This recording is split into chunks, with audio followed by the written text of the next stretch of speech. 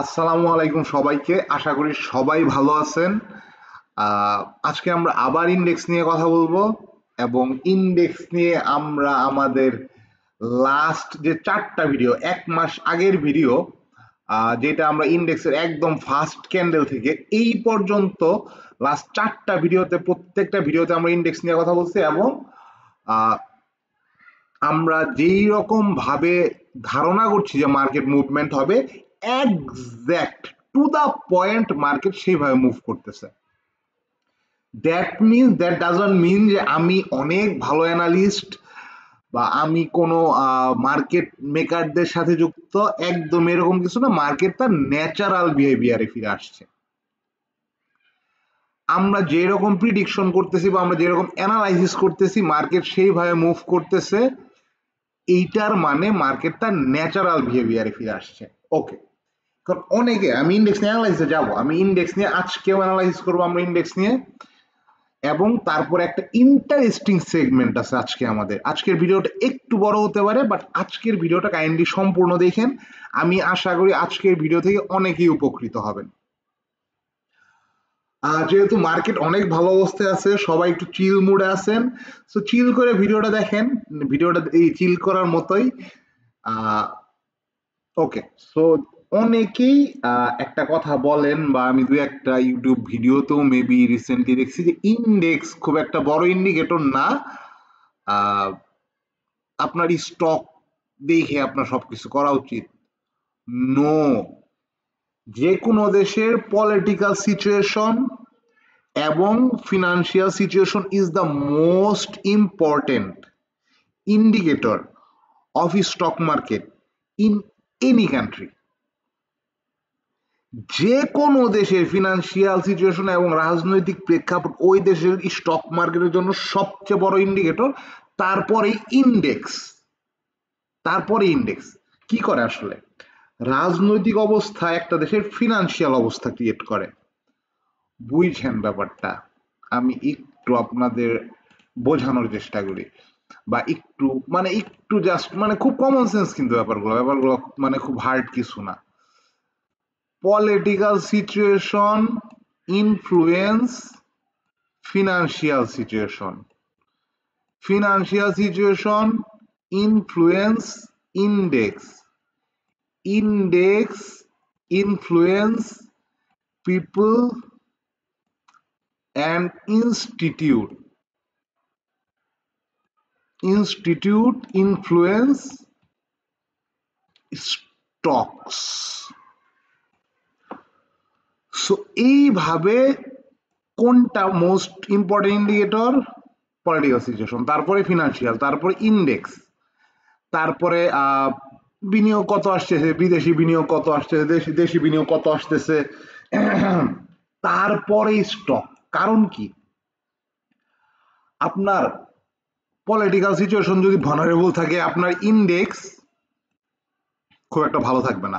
আপনার ইন্ডেক্স ভালো না থাকলে, আপনার ইন্ডেক্স যদি নেগেটিভ ট্রেন্ডে থাকে, পিপুলের মধ্যে, ইনস্টিটিউটের মধ্যে ফেয়ার কাজ করবে, ফেয়ারে তারা সেল করবে। আর সবচেয়ে বড় কথা, ইন্ডেক্স নেগেটিভ হওয়া মানে কি? Most of the stocks are negative. একদম একদম যদি আমরা কমন ভাবে, একদম খুব জেনারেল ভাবে চিন্তা করি, ইন্ডেক্স নেগেটিভ হওয়া মানে most of the stocks are negative. ধরেন 400 স্টকের মধ্যে 300 স্টক নেগেটিভ, আপনার প্রবাবিলিটি কত? 100 স্টক পজিটিভ। আপনি 1:3 প্রবাবিলিটি হচ্ছে লুজিং, 1 প্রবাবিলিটি হচ্ছে উইনিং। আপনি 3 ভাগের 1 ভাগ প্রবাবিলিটি নিয়ে প্লে করতেছেন। বুঝতেছেন আমি কি বলতেছি? একদম ক্লিয়ার একটা কথা। স্টক মার্কেটে আপনার প্রবাবিলিটি হাই হইতে হবে। এর জন্য আপনার ইন্ডিকেটর আপনাকে কি করে? আসলে ইন্ডিকেটর আপনার প্রবাবিলিটি বাড়ায়। ইন্ডিকেটর, এই যে আমরা যে আরএসআই, মুভিং এভারেজ, হ্যান ত্যান ইন্ডিকেটর ইউজ করি, ওকে, এইগুলো হয়তো প্রবাবিলিটি বাড়ায় যারা এগুলো নিয়ে কাজ করে, যারা এগুলো নিয়ে প্রফিটেবল, এগুলো নিয়ে আমার বলার কিছু নেই। বাট মেইন ইন্ডিকেটর হচ্ছে এগুলা। ইন্টারেস্ট রেট, আপনার বন্ড মার্কেটের ইন্টারেস্ট রেট, আপনার দেশের মূল্যস্ফীতি কত, ডলারের তুলনায় আপনার দেশের কারেন্সির ভ্যালু কেমন, এই প্রত্যেকটা জিনিস হচ্ছে ফার্স্ট ইন্ডিকেটর। তারপরে ঠিক আছে আমরা কিছু ইন্ডিকেটর বানাইছি আমাদের মতো করে, আলাদা ব্যাপার, but those are the most important indicator. এগুলো আপনার প্রবাবিলিটি অনেক বৃদ্ধি করবে। যেমন এখন আমরা হয়তোবা 0.5:4, 0.5 হচ্ছে লুজিং রেশিও, 4 হচ্ছে উইনিং রেশিও। সো আমরা প্রায় অথবা 1:8ও আমরা বলতে পারি। সো আমরা 1:8 অথবা 1:6, আমরা 6 গুণ বেশি উইনিং প্রবাবিলিটিতে প্লে করতেছি এই মুহূর্তে। ক্যান ইউ ইমাজিন, আপনি 60টা স্টক প্লে যদি পিক করেন, হয়তো 1 মান্থের মধ্যে আপনার, অথবা আপনি যদি 6টা স্টক পিক করেন, হয়তো 1 মান্থের মধ্যে আপনার 5টা স্টকই পজিটিভ হইতে পারে বা 4টা স্টক পজিটিভ হইতে পারে। আপনি অনেক বড় একটা হাই প্রবাবিলিটিতে প্লে করতেছেন। দ্যাটস ওয়াই ইন্ডেক্স অনেক ইম্পর্টেন্ট একটা ফ্যাক্টর। এখন আমি আপনাদের আরো কিছু উদাহরণ দিই, দেখেন ভিডিওটা ভালো লাগবে। আমি বেশ কিছু উদাহরণের সাথে আপনাদের একটু বলার চেষ্টা করি কেন ইন্ডেক্স অনেক ইম্পর্টেন্ট একটা ফ্যাক্টর। বুঝলেন? আমি আপনাদের আমেরিকান মার্কেট নিয়ে যাই এবং আমি আপনাদের একটা জিনিস দেখাই।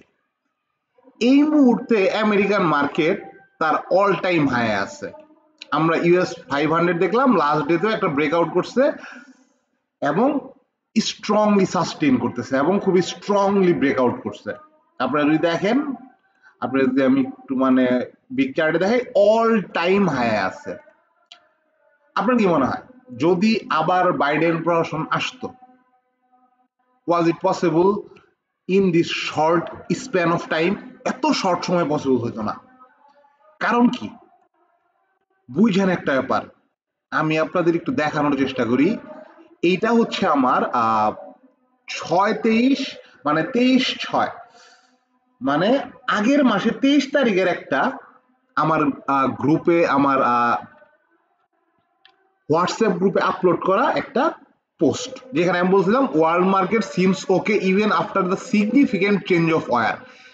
সিগনিফিকেন্ট চেঞ্জটা ছিল আমেরিকা যখন ইরানকে অ্যাটাক করে বাংকার ব্লাস্টার দিয়া। সবাই ভাবতেছিল যে মার্কেট তো শেষ। আমাদের স্টক মার্কেট কি করছিল আমরা একটু দেখার চেষ্টা করি। আমাদের স্টক মার্কেট যে কাজটা করছিল দেখেন, আমাদের স্টক মার্কেট এই মুভটা আনছিল, এই মুভটা।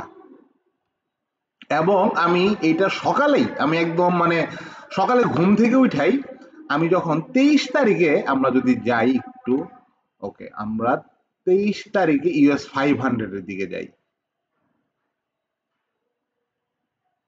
ওকে 23 তারিখে ইউএস 500 এর মুভ এইটা, মানে কি এটা, হোয়াট ডাজ দ্যাট মিন? বুঝেন ব্যাপারটা, ট্রাম্প ক্ষমতায় এবং ট্রাম্পের নীতি, আমরা জানি যে ট্রাম্প যুদ্ধে বিশ্বাস করে না। সো ইরান ইসরায়েল যুদ্ধ হলে একটা বড় যুদ্ধ হইতে পারে যেটা ট্রাম্পের নীতির বিরুদ্ধে। ট্রাম্প বিশ্বমোড়ল, বুঝেন অনেকগুলো ব্যাপার, অনেকগুলো ফ্যাক্টর।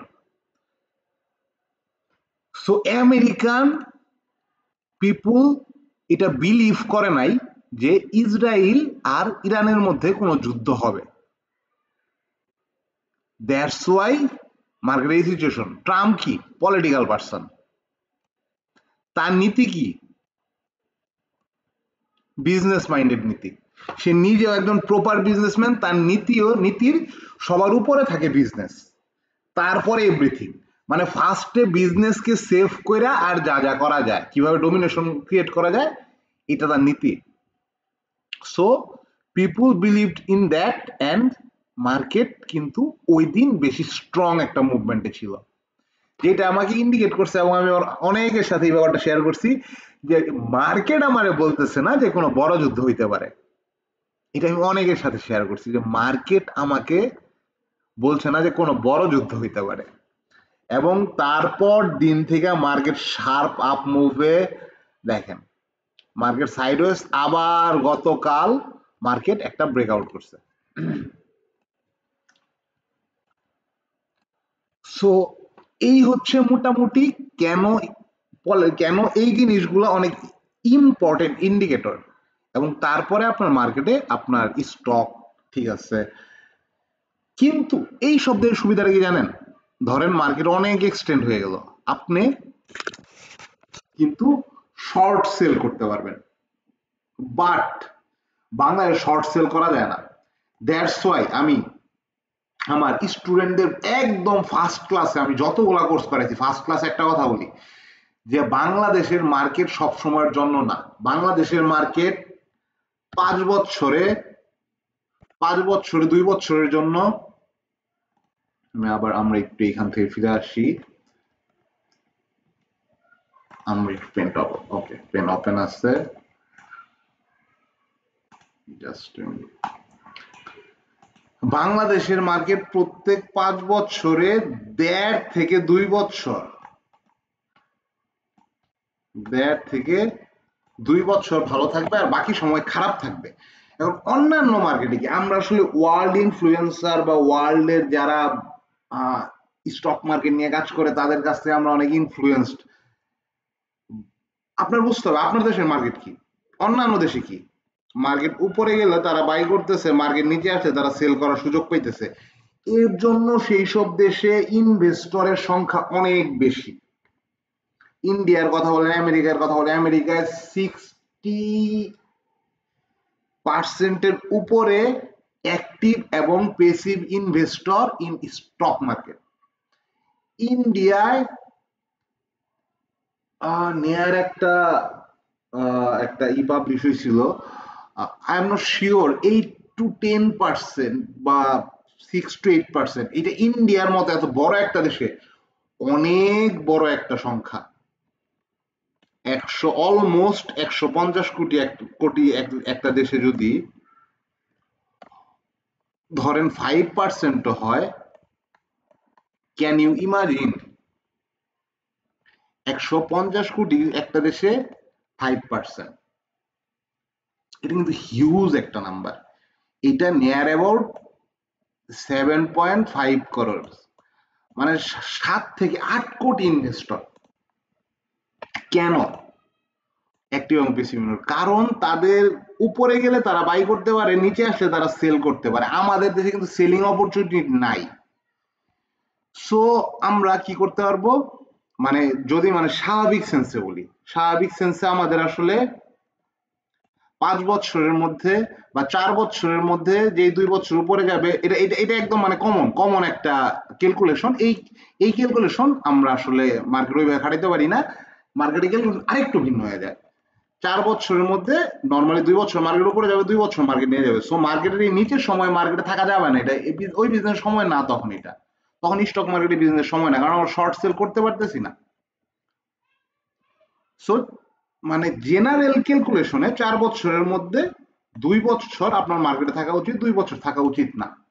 একদম ক্লিয়ার যদি এটা আপনি ব্যবসা হিসেবে নেন। আর আপনি যদি এডিকশন হিসেবে নেন, অনেকে আমাকে বলেন যে ভাই আমি টানা 16, 17, 18 বছর থেকে স্টক মার্কেটের সাথে সব সময় লেগে আছি, হয়তো বা আমি 2-3 মাসের মাঝে মাঝে গ্যাপ দিছি। আমার ভাই স্টক মার্কেটে এত সময় হয় নাই।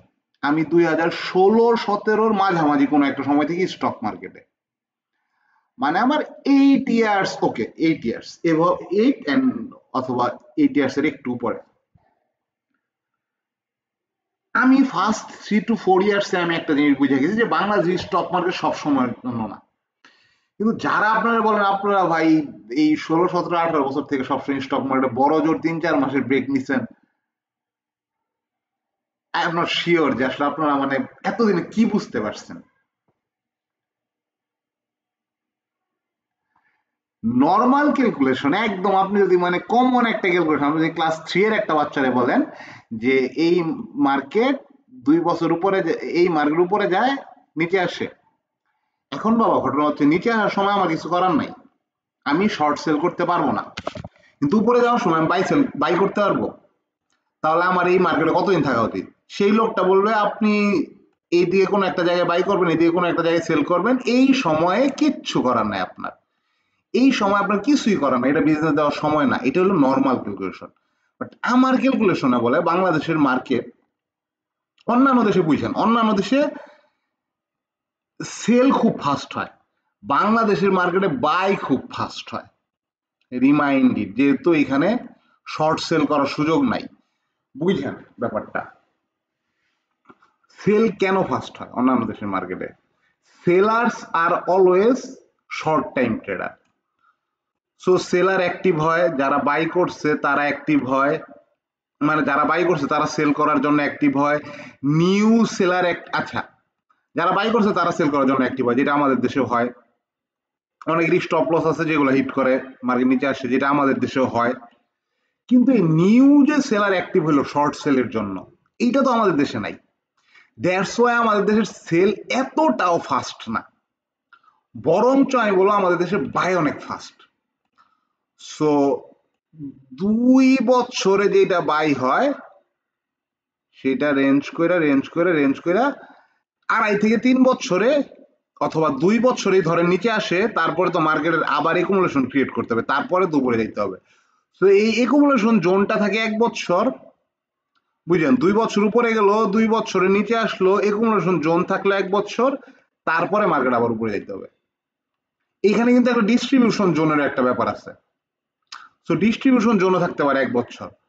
সো যদি আমরা আরেকটু বেটার ভাবে ক্যালকুলেশন করি, 6 বছরে দেখা যাবে 2 বছর উপরে গেছে, 1 বছর ডিস্ট্রিবিউশন, 2 বছর নিচে আসছে, 1 বছর একুমুলেশন, কত বছর হলো? এই পাশে 4 বছর, এই পাশে 2 বছর। সো এজ এ ট্রেডার আপনি যদি মোমেন্টাম পিক করতে পারেন, তাহলে 6 বছরে 2 বছর বিজনেস করা আপনার জন্য এনাফ। আপনি যদি মোমেন্টাম পিক না করতে পারেন, আপনি যদি এইখানে ইনভলভ হন, আপনি যদি এইখানে স্টকটা ছেড়ে দেন, অথবা আপনি যদি এইখানে ইনভলভ হন, আপনি যদি এখানে স্টকটা ছেড়ে দেন, তারপরেও আপনি 5 বছরে, যেটা আমি নর্মালি বলি 5 বছরে 2 বছর থেকে 1.5 বছর মার্কেট ব্যবসা করার সময়, আর বাকি সময় মার্কেট দেখারই সময় না। ওকে, ঠিক আছে, মার্কেট দেখতে পারেন ছোট মোটো, আপনার ধরেন যে আপনি নর্মালি এই এখনকার মার্কেটে যদি আপনি 1 কোটি টাকা ট্রেড করেন, আপনি ওই সময় 2, 3, 4 লাখ টাকা নিয়ে আপনি মার্কেটে মজা নিতে পারেন, আপনি ট্রেডিং করতে পারেন। ঠিক আছে, আপনার একটা অভ্যাস হয়ে গেছে, আপনি গেম গেম গেম খেলে যেমন আমরা মানে টাইম পাস করি, আপনি ট্রেডিং করে টাইম পাস করতে পারেন, কারণ এটা আপনার ডোপামিন রিলিজ করে, এটা আপনার একটা এডিকটিভ একটা ব্যাপার। আপনি তো কোনো খারাপ নেশা করতেছেন না, আপনি ভালো একটা নেশা করতেছেন। যে স্টক মার্কেটে আপনি অল্প সংখ্যক, কিন্তু এখানে সমস্যাটা কি জানেন? যখন আপনি অল্প সংখ্যক দিয়ে স্টক মার্কেট সব সময় থাকেন, তখন অনেক সময় এই যে মার্কেট আসার পরে যে যে যে যে যে মাঝে মাঝে মুভমেন্ট গুলা, যেমন আমি মার্কেটের এই মুভমেন্টটাই মনে হয় লাস্ট একটু কনফিডেন্ট ছিলাম যে মার্কেট উপরে যেতে পারে। এই সময় আমি বলছিলাম মার্কেট উপরে যাওয়ার কোনো সম্ভাবনা নাই। এই সময় আমি খুব কনফিউজ ছিলাম, কারণ তখন এটা হচ্ছে 6-7 আগস্টের দিকে, মানে 5 আগস্ট আমাদের সরকার চেঞ্জ হওয়ার পরে, ইন্টারিম গভর্নমেন্ট বসার মাঝখানের সময়টা, যে সবাই জানতো যে প্রফেসর ইউনুস আসতেছে, সো প্রফেসর ইউনুস আসলে কোনো একটা ম্যাজিক হবে এবং ওই ম্যাজিকে সবকিছু চেঞ্জ হয়ে যাবে। সো এটা হচ্ছে ওই সময়টা। বাট আমি বিন্দু মাত্র এই সময় কনফিডেন্ট ছিলাম না, এই যখন এই ধরনের মোমেন্টাম ক্রিয়েট কনফিডেন্ট ছিলাম না, এইখানে কনফিডেন্ট ছিলাম না। আপনারা আমার প্রিভিয়াস ভিডিওগুলো দেখতে পারেন, এইখানের পরে আমি কোনো ভিডিওই ক্রিয়েট করি নাই, এইখানে তো আমি বিন্দু মাত্র ইনভলভ ছিলাম না। এবং আমি এইখানেও কনফিডেন্ট, এইখানে আমি বারবার বলতাম যে বাংলাদেশের ফিনান্সিয়াল অবস্থা অনেক খারাপ, আমাদের টাকা ছাপাতে হচ্ছে, আমাদের রিজার্ভ অনেক নিচে নেমে আসছে। অনেকে আমারে মানে বলছেন যে ভাই আবার তো আওয়ামী লীগ আসবে, মোটামুটি ফিনান্সিয়াল কন্ডিশন, বাট কোনো কিছুই লাভ হইতো না, কারণ ওই সময় কোনোভাবেই আমাদের রিজার্ভ ঠিক করা যাচ্ছিল না। মাঝখানে তেলের দাম বাড়াইলো, কোনোভাবে তেলের দাম কমাতে পারছিল না। সো অনেক কিছু ইন্ডিকেট করতেছিল যে মার্কেট ভালো হওয়ার সম্ভাবনা নাই। সো এই ছিল আমার লাস্ট, আমি ভাবছিলাম যে মার্কেট একটু বুল ট্রেন্ডে কনভার্ট হতে পারে। তারপরে আমি একটা বারও চিন্তা করি না যে মার্কেট বুল ট্রেন্ডে যেতে পারে, এবং আমি আশা করে রাখছিলাম যে মার্কেট 4,500 বা 4,200 আশেপাশে আসবে। বাট আমরা আমাদের মানে কিছু ব্যাপার কাজ করছে, কিছু ফিনান্সিয়াল ব্যাপার, কিছু পলিটিক্যাল ব্যাপার। প্রথমে পলিটিক্যাল ব্যাপার, আমি এই দিকে বারবার এই রেঞ্জে আমি কতবার যে বলছি, আপনারা যদি আমার ভিডিওগুলো দেখেন, আপনারা যদি আমার, আমি একটু দেখাই, আপনারা যদি আমার ভিডিওগুলো দেখেন, দেখেন আমি 4 মাস আগের পরে যে লাস্ট মাসে আমি যখন মানে ভিডিও আপলোড করা শুরু করি, 4 মাস ছিলাম না, তারপরে 4 মাস আগে, 5 মাস আগে প্রত্যেক মাসে একটা করে ভিডিও দিতাম বা 2টা করে ভিডিও দিতাম। তো এই ভিডিওগুলো যদি দেখেন, আমি ক্লিয়ারলি একটা কথা অলমোস্ট প্রত্যেকটা ভিডিওতে বলছি, যতদিন পর্যন্ত নির্বাচনের ডেট ঘোষণা না করতেছে ততদিন পর্যন্ত আমাদের স্টক মার্কেট বেটার হওয়ার কোনো সম্ভাবনা নাই। সো আমি পলিটিক্যাল সিচুয়েশনের উপরে ডিপেন্ডেন্ট ছিলাম যে আমাদের স্টক মার্কেট কখন ভালো করবে। এবং যখন নির্বাচনের ডেট ঘোষণা করা হইল, মনে আছে কবে নির্বাচনের ডেট ঘোষণা করা হয়েছে? এই দিকে কোনো একটা সময় অথবা এই দিকে কোনো একটা সময়, এই দিকে মাচ মোর পসিবিলিটি। কারণ যখন এই ক্যান্ডেলটা থেকে পিক করা শুরু করলাম, এই ক্যান্ডেলটা থেকে মোটামুটি বললাম যে মার্কেট কি এইখান থেকেই বাউন্স ব্যাক করতে পারে। আমি যদি, আচ্ছা এগুলো আমি আগেও দেখাইছি, আজকেও দেখাইতেছি এগুলো, যে কারণ যে ইন্ডেক্স কত বড় ইন্ডিকেটর দেখেন, ইন্ডেক্স কি এখান থেকেই বাউন্স ব্যাক করতে পারে? এটা একদম ফার্স্ট ক্যান্ডেলে। তারপরে উইল ইন্ডেক্স বাউন্স ব্যাক, এই এখনই কি লস কভার করার সময়? ইন্ডেক্স কিছুদিন একটু স্লো মোমেন্টাম কন্টিনিউ করতে পারে, এটা ওকে জাস্ট ওকে। সো এক্সাক্ট এখানে আমি বলছিলাম যে ইন্ডেক্স কি এখান থেকে বাউন্স ব্যাক করতে পারে কিনা, অনেকগুলো জিনিস ইনভলভ ছিল। বাট প্রথম ক্রাইটেরিয়া ছিল আমার যে নির্বাচনের ডেট ঘোষণা করা হয়েছে, যেটা আমি বারবার আমার এই জায়গার ভিডিওগুলোতে আমি যে কতবার বলছি, আমি প্রত্যেকটা ভিডিওতে আমি বলতাম যতই নির্বাচন ডেট ঘোষণা না করবে স্টক মার্কেট ভালো হবে না, যতই নির্বাচন ডেট ঘোষণা না করবে স্টক মার্কেট ভালো হবে না, যতদিন নির্বাচনের ডেট ঘোষণা না করবে স্টক মার্কেট ভালো হবে না। নির্বাচনের ডেট ঘোষণা করছে, ফ্যান্টাস্টিক একটা জায়গায় সাপোর্ট নিয়ে নির্বাচন ডেট ঘোষণা করার পরে এই শার্প ফলটা আমাকে আরো বেশি দিচ্ছে, that might be the last fall and market might make its lowest low here. So এই ব্যাপারটাই হয়েছে। মার্কেট এইখানে গেছিল, আমি বলছিলাম যে মার্কেট সর্বোচ্চ 4700 পর্যন্ত উঠতে পারে, মার্কেট 4676 পর্যন্ত গেছে। ওকে 26 পয়েন্ট বেশি পড়ছে, বাট তারপরে কিন্তু আবার বাউন্স ব্যাক করছে। এবং এইখানে এই যে যেই দিন এই ক্যান্ডেলটা, ওই দিন কিন্তু আমি হোয়াটসঅ্যাপ গ্রুপে আমি এইটা শেয়ার করছিলাম যে the world market seems okay even after the significant change of war. এটা কত তারিখে? 23 তারিখে। আমরা দেখি যে ওই ফলটা কবে আসছে, এই ফলটা আসছে 22 তারিখে। 23 তারিখ সকালে আমি ওই পোস্টটা করছিলাম, মানে আমি খুব ক্লিয়ারলি আপনাদের একটা ইন্ডিকেশন দিছিলাম, যারা আমার ওই ইয়েতে আছেন, আমার হোয়াটসঅ্যাপ গ্রুপে আছেন, আমাদের হোয়াটসঅ্যাপ গ্রুপে অলমোস্ট নিয়ার অ্যাবাউট, ওকে আমরা একটু দেখার চেষ্টা করি, মোটামুটি ভালোই লোকজন আছেন, নিয়ার অ্যাবাউট 500-র কাছাকাছি লোকজন আছেন। সো জাস্ট একটু সময়, ওকে। সো আমি সেইখানে কিন্তু আমি বোঝানোর চেষ্টা করছিলাম যে এই যে এই ফল দেখে অনেকেই ভয় পেয়ে গেছিলেন যে ফার্স্ট অফ অল ওয়ার্ল্ড সিনারিওতে বাংকার ব্লাস্টার মারছে আমেরিকা, ইরান বারবার বলতেছিল আমেরিকা যদি তাদেরকে আঘাত হানে তারা পাল্টা প্রতিরোধ নেবে, হরমুজ প্রণালী এই সেই। আমি দেখছি বাংলাদেশ দুই একজন এই যে এগুলা নিয়ে অনেক কথা বলছে, অনেক ভয় দেখাইছে আপনাদের, but I was pretty clear. কারণ যেহেতু মানে আমি আমি আমার আমার আমার পোর্টফোলিওর 80% গোল্ড এবং ইউএস স্টকসে ভরা, একদম মানে ফ্র্যাঙ্কলি আমি খুব কম অ্যামাউন্টে বাংলাদেশে আমি স্টক করি। ইভেন এখনো আমার পোর্টফোলিওর 80% ইউএস স্টক দিয়ে ভরা। যখন ইউএস মার্কেটে আমি ক্র্যাশ দেখবো তখন আমি বাংলাদেশ স্টক মার্কেটে আসবো, এবং বেশ ভালো একটা কোয়ান্টিটি নিয়ে আসবো, মিনিমাম 20 থেকে আমি 40 করবো কোয়ান্টিটিটা, বুঝলেন? আমি আমার কোর্সে একটা এইটারে আমি বলছিলাম যে একটা ডকুমেন্টারি টাইপের একটা একটা ভিডিও অ্যানালাইজ করে দেখাইছিলাম যে কেন 2008-এ ওয়ার্ল্ড মার্কেট ক্র্যাশ করছে এবং কেন 2010-এ বাংলাদেশের মতো কিছু ছোট কান্ট্রিতে খুব ভালো মোমেন্টাম আসছে। এবং 2009 থেকেই কিন্তু বাংলাদেশে যে মোমেন্টাম আসবে বা 2008 থেকেই বাংলাদেশে আস্তে আস্তে একুমুলেশন বা মোমেন্টাম আসবে, এটা কিন্তু 2008 বা 2009 থেকে মোটামুটি ক্লিয়ার হচ্ছিল। এবং 2009 থেকে মোটামুটি 2010-এ বাংলাদেশের মার্কেট ক্র্যাশ করছে। সো মোটামুটি আমি ডকুমেন্টেড আমার ক্লিয়ার মনে নাই, বাট যখন বড় বড় দেশের মার্কেট ক্র্যাশ করে তখন ছোট ছোট দেশে অপরচুনিটি ক্রিয়েট হয়। কারণ অনেকেই আছেন অনলি বাই করেন, তারা সেলে ইন্টারেস্টেড না, বা তাদের সেল করা মানে একদম কি বলবো যে বাইং ছাড়া শর্ট সেল করা বড় বড় ইনস্টিটিউট, অনেক বড় বড় ইনস্টিটিউটের জন্য ডাইরেক্ট নিষেধ ইন দ্য হোল ওয়ার্ল্ড। কারণ তারা যদি পৃথিবীর কোনো জায়গায় শর্ট সেল করা শুরু করে, মানে বাই করা ছাড়া সেল করা শুরু করে, দিস মার্কেট উইল ক্র্যাশ।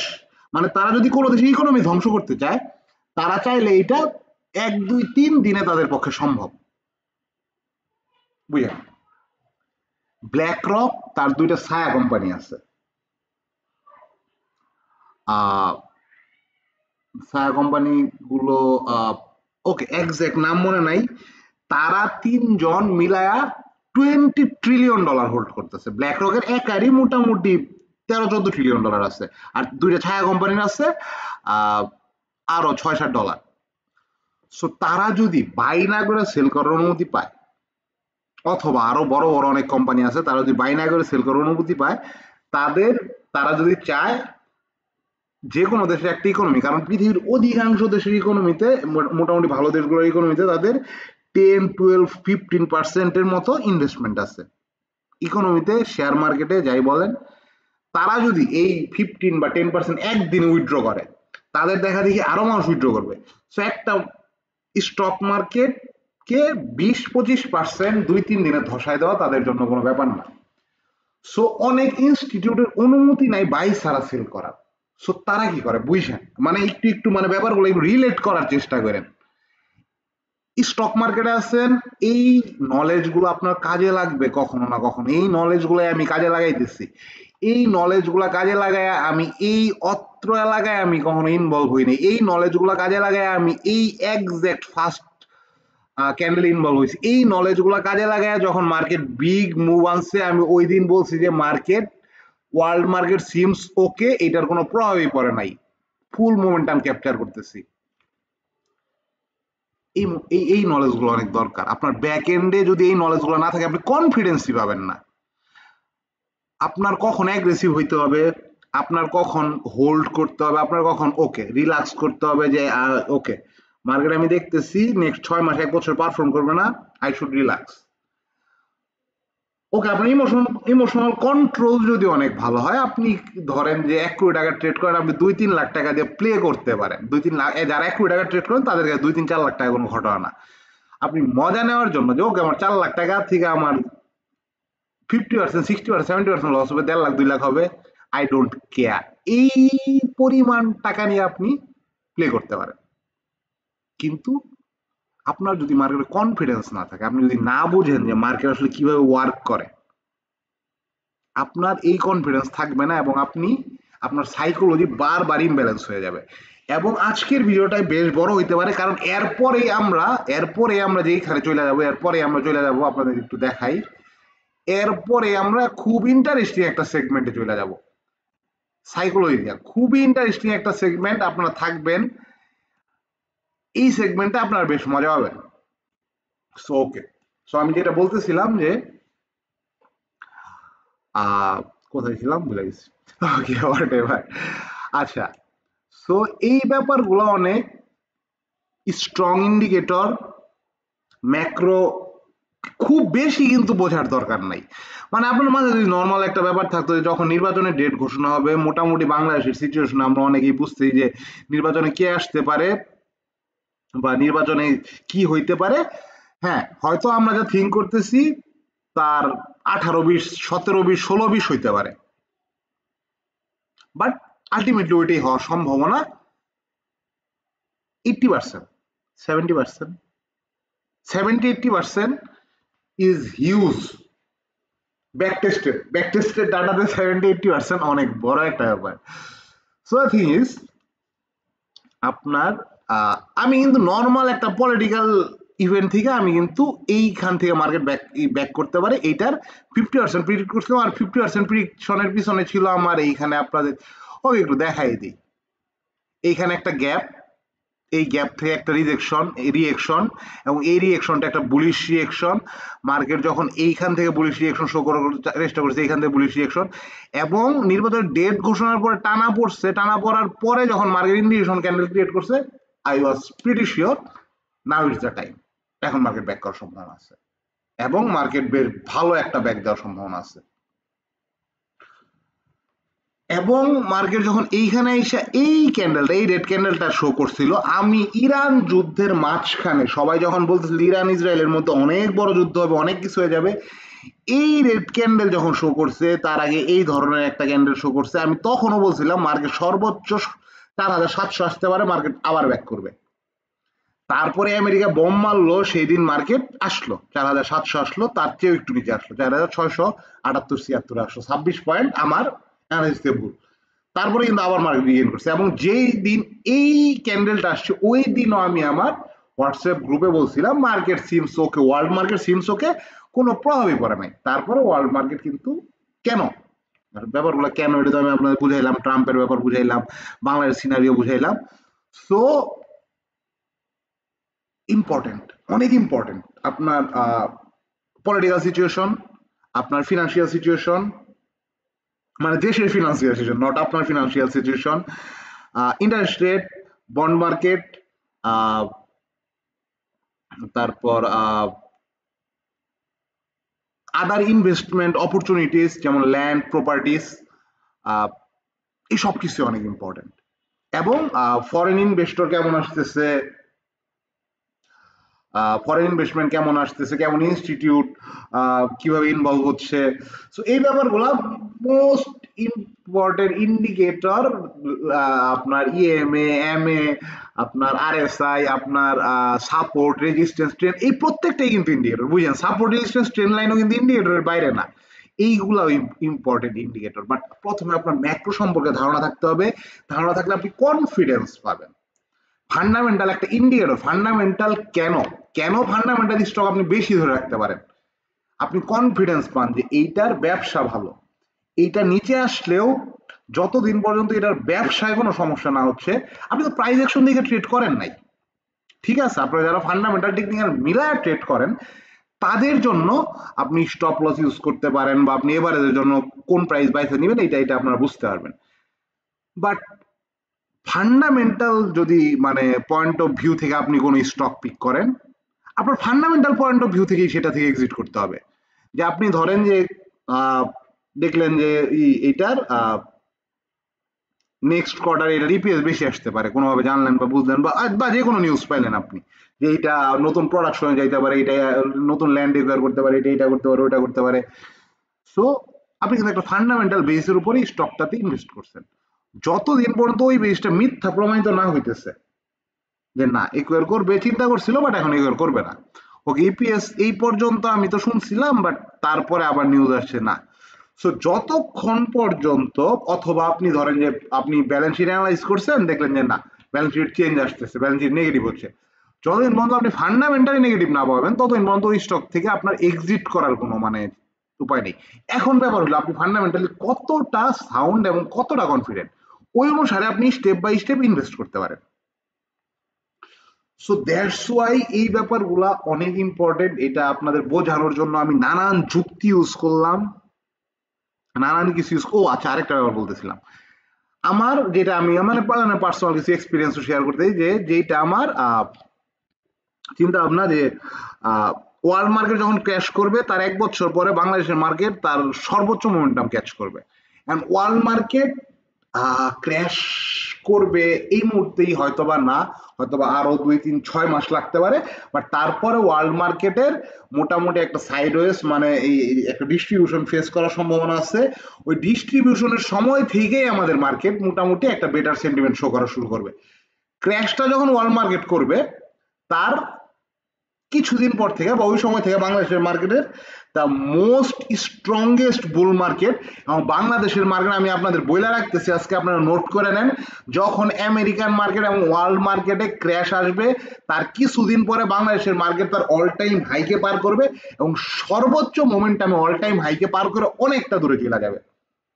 আমরা যদি এখন দেখি বাংলাদেশের মার্কেটের অল টাইম হাই কত, আমি জাস্ট আপনাদের একটা কথা বলে রাখলাম, এটা আপনারা মিলাই নিতে পারবেন যখন ওয়ার্ল্ড মার্কেট ক্র্যাশ করে। বাংলাদেশের মার্কেট এখন সর্বোচ্চ হাই হচ্ছে ৭,৪৩২, এটাকে ক্রস করে অনেকটা জায়গায় বলতে আমি বুঝাইতেছি ৮,০০০ ক্রস করবে, ৮,৫০০ থেকে ১০,০০০ থাকবে আমাদের তখন আমাদের টার্গেট। এটা আমি মানে কোনো ঝড়ো হাওয়া থেকে বলতেছি না। ওয়ার্ল্ড মার্কেটের সাথে বাংলাদেশের মার্কেটের কি ধরনের সম্পর্ক, কি ধরনের কোলাবোরেশন, এটা আমার স্টুডেন্টরা বলতে পারবেন। আমি চেষ্টা করবো আমার কোনো এক স্টুডেন্টকে নিয়ে এসে বা আমার কোনো এক যাদেরকে আমি কোর্স করেছি, তাহলে স্টুডেন্ট বলা যায় না, তারা আমার যে বয়সে অনেক বড়, তাদেরকে আমি একটু মেন্টরশিপ প্রোগ্রাম দিচ্ছিলাম, সো তাদেরকে আই না মানে একটু কিছু তাদের কিছু এক্সপিরিয়েন্স শেয়ার করার। সো যাই হোক, আমি প্রচুর সিরিজ করছি যে ওয়ার্ল্ড মার্কেটের সাথে বাংলাদেশের মার্কেটের কি ধরনের সম্পর্ক, যখন ওয়ার্ল্ড মার্কেট একটু নেগেটিভ থাকে তখন বাংলাদেশের মার্কেটে কি ধরনের সেন্টিমেন্ট বিস্তার করে। সো ওয়ার্ল্ড মার্কেট যখন ক্র্যাশ করে তখন বাংলাদেশের জন্য সর্বোচ্চ সুযোগ ক্রিয়েট হবে। ওকে, হোয়াট এভার। ওকে, সো এই হচ্ছে মোটামুটি ব্যাপার। আমি জানি না আমি আপনাদের কতটুকু বুঝাইতে পারছি। আজকের ভিডিওটা আরো বড় হবে কারণ আমরা আমাদের আরেকটা সেগমেন্টে যাব এবং যে সেগমেন্টটা অনেক ইন্টারেস্টিং। ওকে, সো এখন আমরা একটু ইন্ডেক্স দেখবো যে আমাদের ইন্ডেক্সে কি হইতে পারে। ইন্ডেক্স দেখার আগে আমরা একটু দেখব আমাদের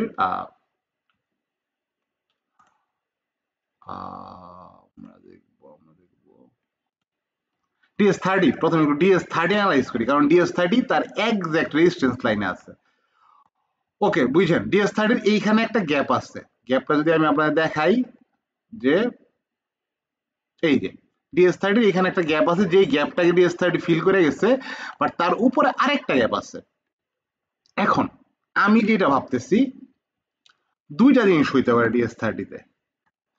DS30 তার গ্যাপটা ফিল করতে পারে, তারপরে উপরে যাইতে পারে, এই জায়গায় আসতে পারে, কিন্তু এই মান্থ শেষ হবে এই যে দেখেন 1939, 1930 থেকে 50-এর মধ্যে DS30 শেষ হবে। 1930 থেকে 50-এর মধ্যে, মানে এক্সাক্ট এই যে আমি যে সাপোর্ট জোনটা ক্রিয়েট করে রাখছি এইটার আশেপাশে মার্কেট এই মান্থ ক্লোজ করবে।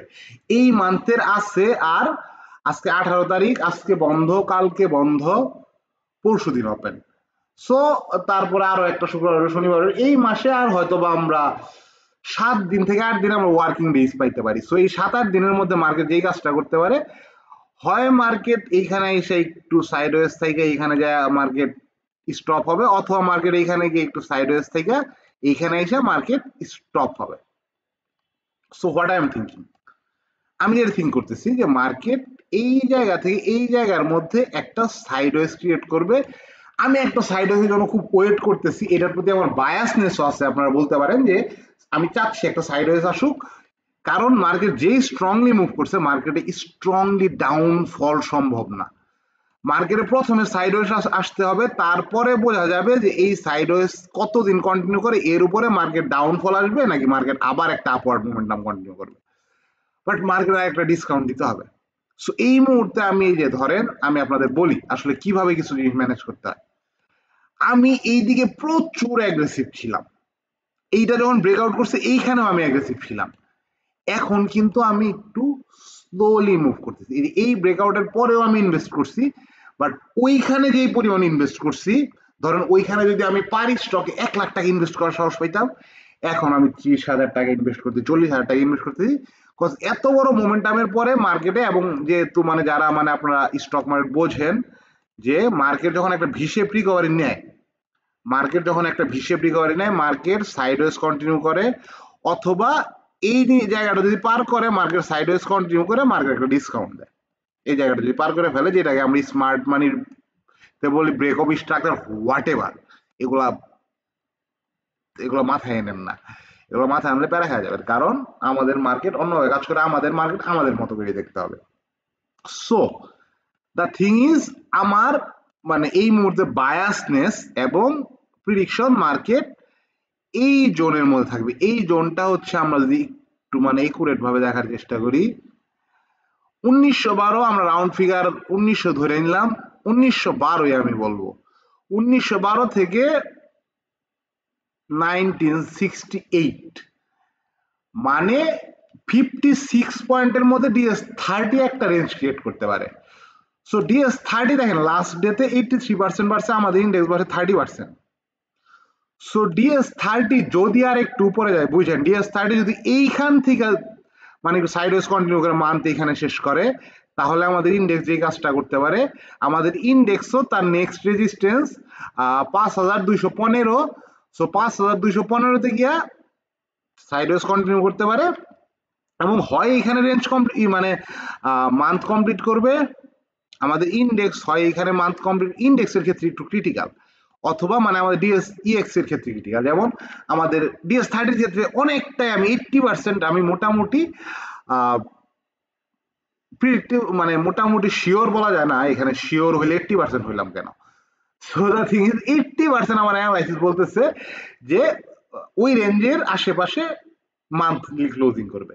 কিন্তু DS30 এইখানেও মান্থলি ক্লোজিং করতে পারে, এইখানেও মান্থলি ক্লোজিং করতে পারে, কিন্তু প্রিটি মাচ প্রবাবলি DS30 হয়তো বা মান্থলি ক্লোজিংটা এই 5000, এটা যদি আমরা এক্সাক্ট দেখার চেষ্টা করি, 5115-র আশেপাশে মান্থলি ক্লোজিং করতে পারে।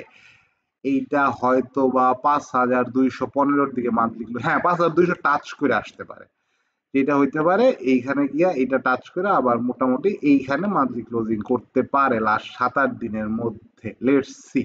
কিন্তু এইখানেও ক্লোজিং করার একটা সম্ভাবনা আছে, আমি এইখানে বলবো 60% সম্ভাবনা, এইখানে 40% সম্ভাবনা। সো এই দুইটা জায়গার যে কোনো একটা জায়গায় মান্থলি ক্লোজ করবে, এই হচ্ছে ব্যাপার। এবং এইখানে একটা জোন ক্রিয়েট করতে পারে, এইখানে একটা জোন ক্রিয়েট করতে পারে নেক্সট কিছুদিনের জন্য। আমার নেক্সট কিছুদিন বলতে নেক্সট আমি তো বললাম যে নেক্সট মানে এই মান্থলি ক্লোজ করবো হয় এইখানে অথবা এইখানে। সো নেক্সট মান্থের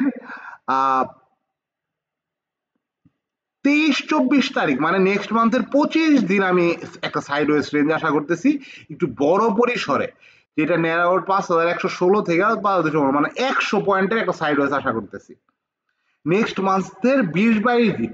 এবং মান্থের শেষের লাস্ট উইকে হয়তো বা কোনো কিছু একটা হতে পারে, হয়তো হয় ব্রেকডাউন নাহলে ব্রেকআউট। খুব ক্লিয়ারলি বললাম কি আশা করতেছি আমি। আমি আশা করতেছি এই মান্থ ক্লোজ করবে হয় এখানে নাহলে এখানে, আমাদের ইন্ডেক্সে বলতেছি।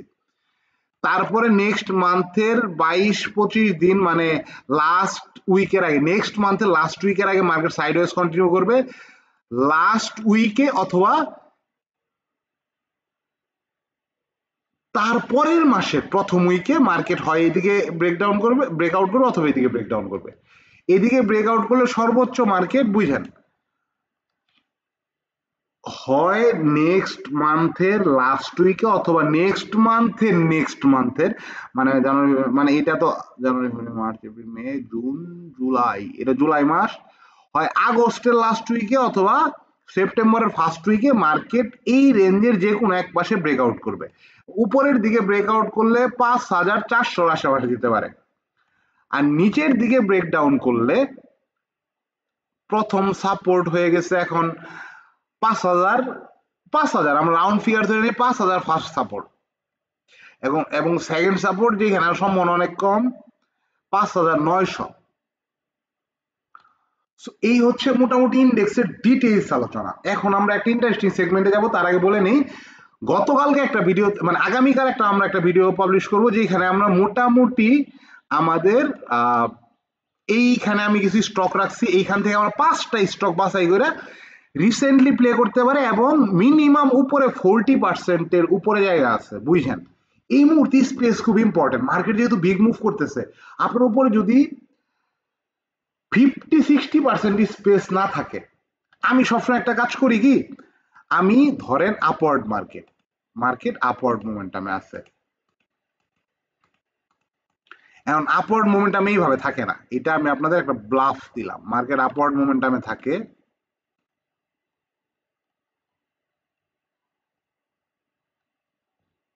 সাইডওয়েজ, অনেক সময় থাকে। সো মার্কেটে আমি যে কাজটা করি, আমি আমার স্টপ লস ট্রেল করি। আমি কি জানি একটা বলতে গিয়ে ভুলে গেছি। ওকে ওকে ওকে ওকে ওকে, লেট ইট গো, এগুলো নিয়ে আমরা কালকে কথা বলবো। কালকে আমরা 5টা স্টক বাছাই করবো যেগুলোতে মিনিমাম 50 থেকে 60% স্পেস আছে, 10% স্পেস আপনার বাদ দিতে হবে। আপনি সবসময় আপনার সাপোর্ট রেজিস্ট্যান্স থেকে ধরেন 50% যদি আপনি আশা করেন, 10 থেকে 15% বাদ দিতে হবে। দুইটা কারণে। ফার্স্ট, আপনার রেজিস্ট্যান্স পর্যন্ত মার্কেট নাই যাইতে হবে, রেজিস্ট্যান্স একটু আগে থেকে সেল অফ আসতে পারে। সেকেন্ড, আপনি যখন ট্রেল করতেছেন, ধরেন আপনার 50% আপনার স্পেস আছে, আপনার 45% অ্যাচিভ হয়েছে, আপনি ট্রেল করছেন যে 45% অ্যাচিভ হয়েছে, আপনি 5%-এর নিচে ট্রেল করছেন, আপনার ট্রেলিং স্টপ লস হিট করলো, আপনি 40% নিয়ে বেরোলেন। সো 50% স্পেসের মধ্যে আপনি 40% স্পেস নিয়ে বেরোলেন। সো এইটাই হয় মাঝে মাঝে, হয় আপনার এক্সাক্ট রেজিস্ট্যান্সে হিট করবে না, মার্কেট তার আগে থেকে পড়া শুরু করবে এবং তখনই আপনার এক্সিট করতে হবে, অথবা আপনি যে ট্রেল করছেন এই ট্রেলিং স্টপ লস হিট করতে পারে। দ্যাটস ওয়াই আমি সবসময় বলি, আপনি যে পরিমাণে স্পেস ক্যালকুলেট করবেন আপনার সাপোর্ট রেজিস্ট্যান্স থেকে, তার মধ্যে থেকে 15-20% বা 10% বাদ দেন। সো আপনি যদি 50% আপনি যদি চিন্তা করেন, আপনার ধরে রাখতে হবে 35 থেকে 40% আপনি এখান থেকে গেইন করতে পারেন, এটা ধরে রাখতে হবে। তারপর আপনি ট্রেল করছেন, ধরেন 45% আপনি আপনার স্টক চলে গেছে, আপনি 5, 6, 7, 8% নিচে ট্রেল করছেন, মার্কেট আরো 20, 30, 40% চলে গেছে, আপনার লাক অনেক ভালো। ধরেন এখন মার্কেট 80% আপনি আপ আছেন, আপনি 80% গেইনিং আছেন, আপনি 70% ট্রেল করে নিয়ে যান, 10% এখন আপনি রিস্ক করতে রাজি। সো এখন যদি এই মার্কেট নিচের দিকে আসে, আপনার বড় জোর 10% রিস্ক দিতে, মানে লস দিতে হবে। 10 লস না, এটা লাভের লস, মানে 80% আপনি লাভ করছিলেন, সেখান থেকে মার্কেট 10% নিচে আসে, 70% আসছে। তো এটা কিন্তু আপনার লাভের লস, এটা কিন্তু আপনি নিতে পারবেন। এখন ধরেন যে 10% নিচে আসলো না, মার্কেট ওই 80% থেকে 150-তে চলে গেল, অথবা আপনি যদি দেখেন যে সম্ভাবনা আছে আর একটু বেশি কারেকশন করতে পারে, কিন্তু আরো উপরে যেতে পারে, আপনি 50% নিচে ট্রেলিং স্টপ লস করেন, আপনি 80% পাইছেন, আপনি 65% নিতে রাজি থাকেন। সো মার্কেট আরো 40% চলে গেল, 120% চলে গেল, এখন আপনি 20% লস নিতে রাজি থাকেন যে 100% আমার পকেটে উঠতেছে মিনিমাম, তারপরেরটা পরে দেখা যাবে। তো এই হচ্ছে ব্যাপার, এইভাবে আপনার স্টপ লস ট্রিল করতে হবে। এখন আমরা আমাদের ইন্টারেস্টিং টপিকে যাই, যেটা নিয়ে আমি অনেকক্ষণ থেকে বলতেছিলাম।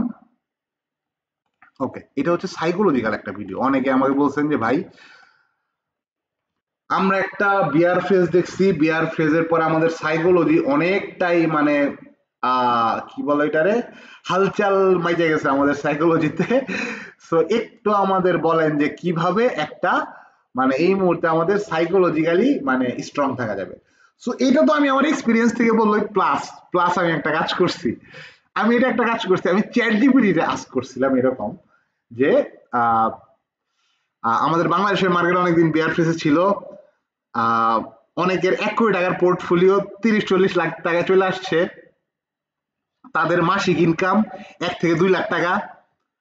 আমি বিভিন্ন বিভিন্ন মানে প্রম দিয়ে আস্ক করছি, বুঝেন। আমি পার্সোনাল এক্সপিরিয়েন্স শেয়ার করবো, কিন্তু আমি মানে চ্যাট জিপিটির আস্ক করছিলাম, চ্যাট জিপিটির আনসার কি ছিল আমি আপনাদের দেখাবো। সো এখন বাংলাদেশে বুল মার্কেট শুরু হয়েছে, বাট যারা এই যে লসে আছে তাদের মধ্যে তো একটা ফেয়ার কাজ করতেছে, তাদের সাইকোলজি ইমব্যালেন্স হয়ে গেছে। তখন এখন এটা কিভাবে রিকভার করা যায় এবং কিভাবে এগেইন মানে কনফিডেন্স বিল্ড আপ করা যায় এবং মার্কেটে লস কাভার করা যায় বা মোটামুটি একটা ভালো প্রফিট করা যায়। সো আমাকে, আমি একটু মানে শর্টে বলে নেই, আমাকে চ্যাট জিপিটি কি বলছে, তারপরে এইখানে যেটা শেয়ার করছি এটা পুরোটাই আমার পার্সোনাল এক্সপিরিয়েন্স শেয়ার করছি। চ্যাট জিপিটি থেকে আমার খুব একটা বেশি নিতে হয় না, কারণ আমার অনেক কিছু মিলা গেছিল চ্যাট জিপিটির সাথে। চ্যাট জিপিটি বলছে যে সে খুব দুঃখিত যে আসলে অনেক অনেক অনেক লস হয়ে গেছে আপনাদের, আহ, আপনাদের অনেক লস হয়েছে। তো এটা অনেক বড় লস, কিন্তু বাংলাদেশের মার্কেট এখন বুল মার্কেটে দেখা যাচ্ছে। সো আপনারা ভালো ভালো স্টক পিক করেন। আহ, একটা জিনিস খুব ইম্পর্টেন্ট বলছে, যেটা আমি এখানে অ্যাড করছি, আমি সেটা আপনাদের বলবো। সেটা হচ্ছে যে আপনাদের যে প্রিভিয়াস লস ছিল, লস গুলো কেন হয়েছে, আপনার কোথায় ভুল ছিল, আপনার এন্ট্রিতে ভুল ছিল, আপনার এক্সিটে ভুল ছিল, আপনি এক্সিট সময় মতো করতে পারেন নাই, আপনার এভারেজিং এ ভুল ছিল, নাকি আপনার ওভারঅল যে আমি বললাম বায়াসনেস, ইন্ডেক্সের বায়াসনেসে ভুল ছিল। সো কোথায় আপনার ভুল ছিল এটা আইডেন্টিফাই করেন। আরেকটা কথা বলছে, খুবই ইম্পর্টেন্ট, যেটা আপনারা অনেকেই করতে পারতেছেন না, আমি অনেকের পোর্টফোলিও দেখছি, অনেকেই যেটা আপনারা করতে পারতেছেন না সেটা হচ্ছে কাট অফ ইউর ডেড মানি। আপনার ডেড মানি কাট করতে পারতেন না, মানে আপনার লসের সময় আপনার পোর্টফোলিওতে যে স্টকগুলো রাখছিলেন সেগুলো একটু মুভমেন্ট করতেছে, আপনারা মানে আপনাদের কথা হলো আপনারা লস নিবেনই না। আপনি ধরেন একটা স্টকে 40 to 50% লসে আছেন, সেটা 25% বা 20% রিগেইন করছে, আপনি আশা করছেন আরো 25% রিগেইন করার পরেই আপনি আপনার মানে ওই স্টক থেকে বের হবেন। ফ্যান্টাস্টিক, মানে খুবই ওর্স্ট কাইন্ড অফ সাইকোলজি। এখানে সাইকোলজিতে বেশ বড় রকমের একটা ভুল আছে। আপনি দেখতেছেন আপনার পাশে একটা ভালো স্টক, আমরা অ্যানালাইসিস বলতেছে ভালো স্টক, সবকিছুই বলতেছে ভালো স্টক, বাট আপনি ওই স্টকের টাকা ফ্রি করতে পারতেছেন না, কারণ আপনি ওই স্টক থেকে লস নিয়ে বের হবেন না। আপনি একদম মানে পণ করে ফেলছেন যে আপনি ওই স্টক থেকে লস নিয়ে বের হবেন না।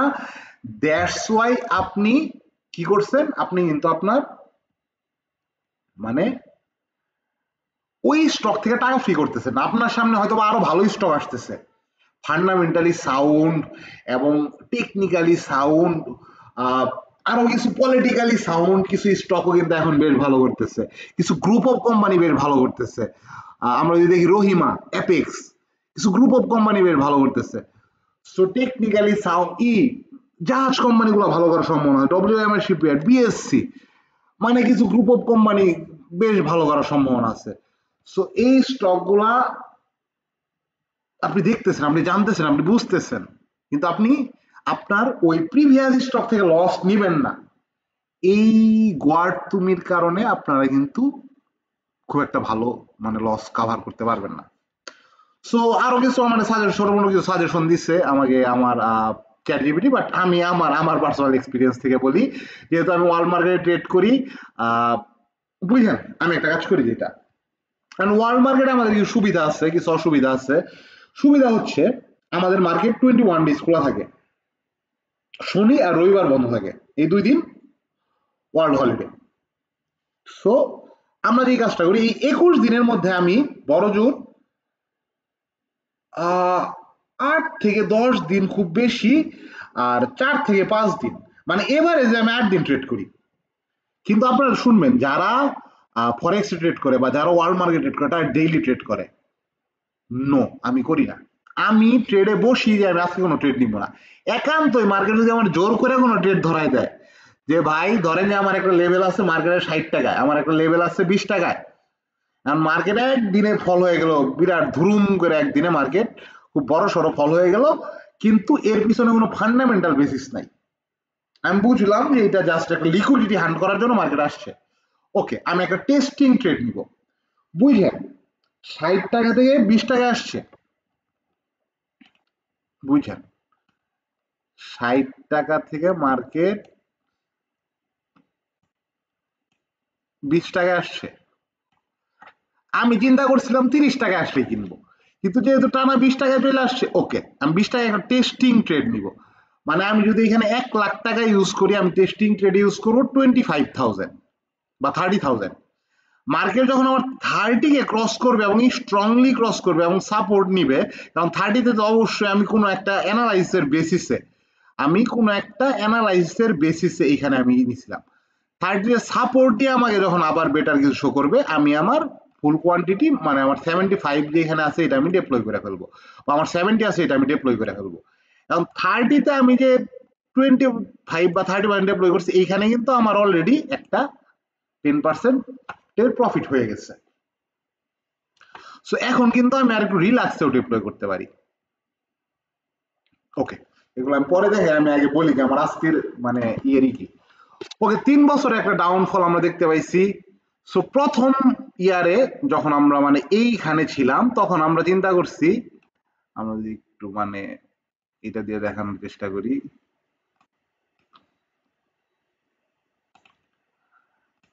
আমরা যখন এইখানে ছিলাম তখন আমরা চিন্তা করছি লস বাট ইটস ওকে, প্যারা নাই। আমরা যখন এইখানে ছিলাম তখন আমরা মনে করছি লস, বাট এভারেজ ডাউন করা যায় কারণ market is too down, market অনেক নিচে আছে। সো এখানে এভারেজ করছি। আমি অধিকাংশ মোস্ট অফ দ্য ট্রেডারের কথা বলতেছি বাংলাদেশের মার্কেটের। বুঝছেন, এখান থেকে আমরা সাইকোলজিতে ইভলভ হবো এবং কিভাবে আপনার সাইকোলজি বেটার করতে হবে এই জিনিসটা এখান থেকে বুঝতে পারবেন। তারপরেও যখন মার্কেট নিচে আসছে লস লস লস, আমার আর কিচ্ছু করার না এখন ওয়েটিং ছাড়া, কারণ আমার 1 কোটি টাকার পোর্টফোলিও আমার 25, 30, 35 লাখে চলে আসছে। আমি আর কি করতে পারি? না এখানে আমার এভারেজ করার শক্তি আছে, না এখানে আমার কেনার শক্তি আছে। আমি জাস্ট এখন বৈশা বৈশা মজা দেখবো। ওকে, সো আপনার কি হইলো? ওকে, আমি 10 লাখ থেকে বলছি কারণ বাংলাদেশের মোস্ট অফ বাংলাদেশের 60-70% পিপুল এর মধ্যে 10-20 লাখের মধ্যে ট্রেড করে। সো আপনার 10 লাখ হয়ে গেছে 3 লাখ। 3 লাখে আপনি একটা পেইন পাইছেন, 3 লাখের পেইন, আপনি ঘুমাইতে পারেন নাই, আপনি আপনার প্রয়োজনীয় টাকাটা আপনি এখানে ইনভেস্ট করছিলেন, যে এখানে আপনি বুঝেন আপনার 10 লাখ 3 লাখ হয়েছে। এটা কিন্তু আমাদের একটা ভুল চিন্তা ভাবনা, এটা একটা ভুল চিন্তা ভাবনা। আপনার 10 লাখ কিন্তু 13 লাখ হইতে পারতো। আপনার 10 লাখ ইজিলি যে কোনো জায়গায় ইনভেস্ট করে, আপনি ব্যাংকেও যদি ফালায় রাখতেন 10 লাখ ইজিলি 3 বছরে 13 লাখ হয়ে যেত। সো আপনি আসলে কত লসে আছেন? আপনি পুরো 10 লাখ টাকা লসে আছেন, একদম রিয়েলিটি চেক। আমার আপনার সাথে মানে আপনাকে আমার বুঝ দেওয়ার কিছু নাই। আপনি 10 লাখ আপনি ব্যাংকে ফালায় রাখতেন, যে কোনো ব্যবসা করতেন, ল্যান্ডে ফালাইলে হয়তো আরেকটু বেশি রিটার্ন পাইতেন, যে কোনো কিছু করলে আপনি বেশি রিটার্ন পাইতেন। কিন্তু আপনি stock market addicted, that's why আপনি 10 লাখ 3 লাখ করছেন। এটা একটা পেইন আছে, পেইন থেকে ক্রিয়েট হয়েছে ফেয়ার। কারণ ফেয়ার থেকে আপনাদের নেগেটিভ থিঙ্কিং প্যাটার্ন শুরু হয়েছে, ফেয়ার থেকে নেগেটিভ থিঙ্কিং প্যাটার্ন শুরু হয়েছে এবং তার ফলে আপনি মার্কেটকে আর ট্রাস্ট করতে পারেন না। মার্কেট উইল ফল, যেখানে মার্কেট উঠলে market will fall again, market has destroyed. এবং এটা অনেক সময় ট্রু ছিল। মার্কেট, আপনারা ভাবছেন যে মার্কেট একদম ডিস্ট্রয় হয়ে গেছে, এবং এই প্যাটার্ন আপনাদের এখনো অনেকের মধ্যে আছে যে মার্কেট ঠিক আছে একটাই করছে, কিন্তু ভাইয়া আপনাদের আবার ট্র্যাপ করে, মার্কেট হইতে পারে আবার ট্র্যাপ করবে, কিন্তু মার্কেট যখন ট্র্যাপ করবে তার আগে মার্কেট কিছু ইন্ডিকেশন দেয়, এটাই আপনাদের বুঝতে হবে। মার্কেট উইল ডিস্ট্রয়েড, আপনারা যদি মানে আবার এখন গেইন করতেছেন একটু, আবার remind of pain of losing, আপনার মনে পড়তেছে ওই পেইন অফ লসিং। সো আপনারা চিন্তা করতেছেন মানে আরেকটু আরেকটু আমার এই মার্কেট আরেকটু দিলে আমার লসটা রিকভার হয়ে যাবে, আমার লস কভার হয়ে যাবে, আমি এখান থেকে এক্সিট নিয়ে চলে যাব। সো এইটাই কিন্তু আপনাদের মোটামুটি এখন এই মুহূর্তের একটা সাইকোলজি। এখন এটা কিছুদিন আগের একটা সাইকোলজি ছিল, যখন আপনার এই 3 লাখ হয়ে গেছিল তখনের সাইকোলজি। ওকে, এখনের সাইকোলজি কি? আপনার 3 লাখ 5 লাখ হয়েছে, আপনি হ্যাপি বাট কনফিউজড আছেন এখনো, মার্কেট কি করতে পারে। আমার 3 লাখ, আমার 10 লাখ আসলে 5 লাখ হয়েছে, আমার 3 লাখ 5 লাখ নাই। কিন্তু আপনার চিন্তা করতে হবে, আপনার 3 লাখ 5 লাখ হয়েছে, আপনার 10 লাখ ভুলে দিতে হবে, আপনার ওই এর বাইরে কিছু নাই।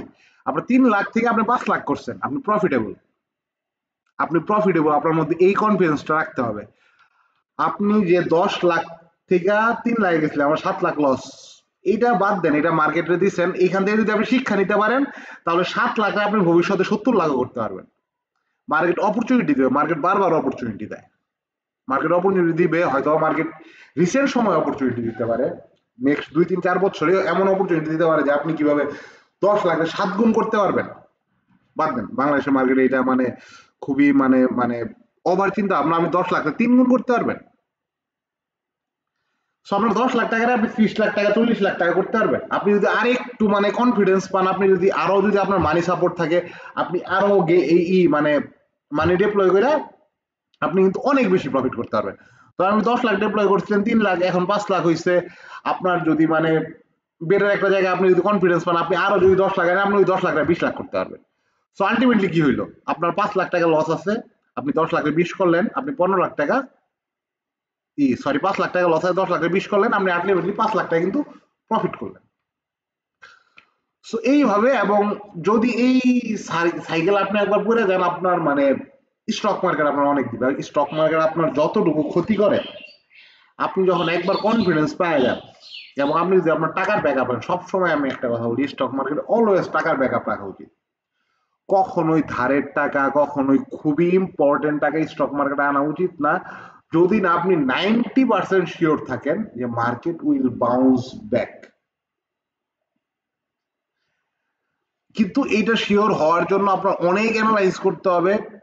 আপনি কোনো আপনার কোনো সিএএফসিও বলতে পারবে না যে মার্কেট কখন ভালো হবে, মার্কেট কখন খারাপ হবে।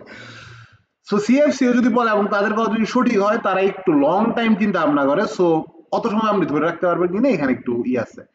সো এখন আমরা 5 লাখ হইছে, happy but confused, a little retracement triggers fear and pain, don't trust মার্কেটে, আপনি আর ট্রাস্ট করেন না, নো লজিক অনলি ইমোশন। যেমন যে কারণে আপনি যদি ট্রাস্ট না করেন, আপনার যদি একবার ট্রাস্ট ইস্যু চলে আসে, যে কারোর প্রতি আমি বলতেছি, যে কেউ হইতে পারে, আপনার যদি একবার ট্রাস্ট ইস্যু চলে আসে, ছোট ছোট ব্যাপারে আপনি তার সন্দেহ করা শুরু করবেন।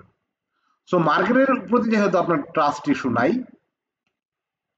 মার্কেটের এই যে এই ছোট ছোট ব্যাপারে আপনি মার্কেটকে সন্দেহ করা শুরু করবেন, কারণ মার্কেটের উপরে আপনার ট্রাস্ট ইস্যু নাই। মার্কেট আপনার বারবার ওই পেইনটা রিমাইন্ড করাই দিবে, ওই ফেয়ারটা ট্রিগার করবে আপনার মধ্যে।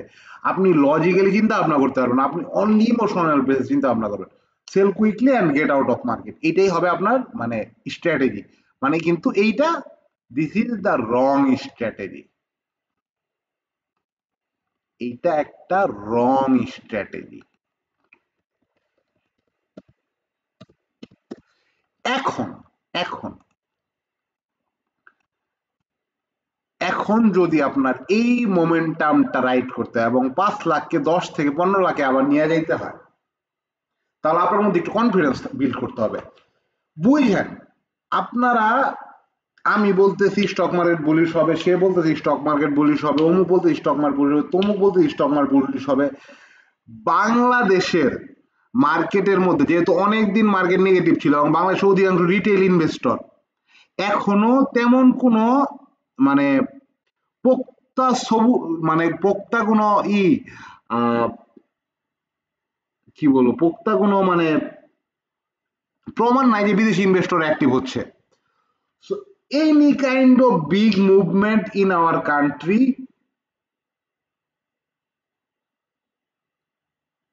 মার্কেটকে আবার ফল করাইতে পারে, এটা মাথায় রাখতে হবে। বাংলাদেশের এখনো কিন্তু পলিটিক্যাল সিচুয়েশন অনেকটা ভলেটাইল। একটু এটা মাথায় রাখতে হবে। ওকে, 5 থেকে 10 লাখ যদি এখন করতে হয়, আমরা একটু বর্তমান পরিস্থিতি রিয়েলিটি চেক নিয়ে নিব। রিয়েলিটি চেক দিয়ে হবে কি, রিয়েলিটি চেক আসলে ইন্ডিকেটর, এগুলা রিয়েলিটি চেক বলেন, ইন্ডিকেটর বলেন, 3টা বিষয় আমরা রিয়েলিটি চেক নিব: long time frame chart, economics and emotion. এই 3টা বিষয় আমাদের রিয়েলিটি চেক নিতে হবে। কারণ লং টাইম ফ্রেমে আপনি যখন চার্ট দেখবেন, দেখবেন যে মার্কেট ফল করছে আবার রিগেইন করছে, মার্কেট অনেক বড় ফল করছে রিগেইন করছে, মার্কেট অনেক বড় ফল করছে রিগেইন করছে। ইকোনমিক্সে একটা রিয়েলিটি চেক আছে, strong reality check. Election date ঘোষণা করছে যেদিন, সেই দিনই আমি বলছিলাম, তার 2 দিন পরেই যেদিন আমি ফার্স্ট বুলিশ ক্যান্ডেল দেখছি, ওই দিন আমি বলছিলাম মার্কেট উইল বাউন্স ব্যাক। এটা হলো ফার্স্ট রিয়েলিটি চেক, যেটা আমি বলছিলাম। পলিটিক্স হচ্ছে ফার্স্ট, তারপরে ইকোনমিক্স। 30 বিলিয়ন রিজার্ভ অলরেডি হয়ে গেছে 18 বিলিয়ন থেকে, হুইচ ইজ নিয়ার অ্যাবাউট কি বলবো, কত পার্সেন্ট, ওকে, সো 70% এর মতো আমাদের রিজার্ভ বাইরে গেছে, which is a fantastic sign. এখন ইমোশন ওকে,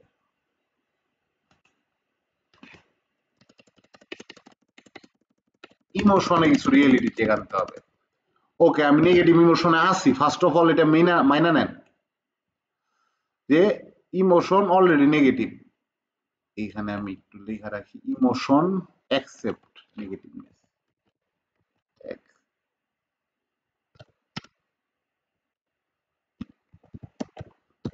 ওকে, আপনি নেগেটিভ ইমোশনে আছেন, এটা অ্যাকসেপ্ট করে নেন। আপনি অনেক লসে আছেন, নেগেটিভ ইমোশনে থাকা স্বাভাবিক এবং এটা খুবই স্বাভাবিক, এটা অনেকেই আছেন, আপনি একা না। কিন্তু আপনার মানে আস্তে আস্তে জার্নালিং করতে হবে, পজিটিভ সেন্টিমেন্ট, আপওয়ার্ড মোমেন্টামে পজিটিভ সেন্টিমেন্ট রাখতে হবে। অ্যাকসেপ্ট লস, লস অ্যাকসেপ্ট করেন এবং অপরচুনিটি আসতেছে, এটাও অ্যাকসেপ্ট করেন যে মার্কেট এত নিচে আসছে যে ঠিক আছে মার্কেট যদি আবার ফলো করে আবার রিগেইন করে ফেলবে, এই অপরচুনিটিটা আপনার অ্যাকসেপ্ট করে নিতে হবে। অ্যানালাইসিস ইওর পোর্টফোলিও এগেইন, আবার আপনার পোর্টফোলিও অ্যানালাইজ করেন। আমি যেটা বলছি, আপনারা অনেকেই আপনাদের ডাম্প মানি, ডেড মানি কাট অফ করতেছেন না। যে আপনারা একটা জিনিস জাস্ট চিন্তা করবেন যে ধরেন একটা স্টক নিচে আসতেছিল,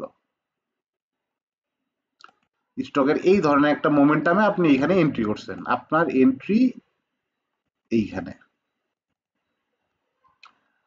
আপনার এন্ট্রি এইখানে। এখন ধরেন স্টকটা আবার নিয়ে চলে আসছে, এখন স্টকটা